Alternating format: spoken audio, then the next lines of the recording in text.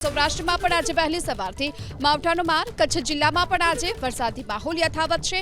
અંજાર, મુન્દ્રા, ભુજ તાલુકાઓમાં વરસાદી માહોલ છે। ગ્રામ્ય વિસ્તારમાં તો ગાજવીજ અને પવન સાથે વરસાદ વરસ્યો। આ વરસાદને લઈને રસ્તાઓ પર વહી નીકળ્યા છે। વરસાદી પાણી અને માવઠાથી કેરી સહિતના પાકને વ્યાપક નુકસાનની ભીતિ પણ જોવા મળી રહી છે। વધુ વિગતો મેળવીએ સંવાદદાતા હર્ષદ ઠાકુર પાસેથી। હર્ષદ, કયા વિસ્તારોમાં કેટલો વરસાદ?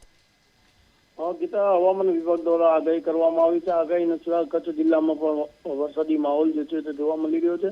આજે બપોર બાદ કચ્છ જિલ્લાના મોટા ભાગના વિસ્તારોમાં વરસાદી માહોલ જામ્યો છે। ભુજ, મુન્દ્રા, માંડવી, નારણપુર સહિત આસપાસના વિસ્તારોમાં વરસાદી માહોલ જે છે તે જોવા મળી રહ્યો છે।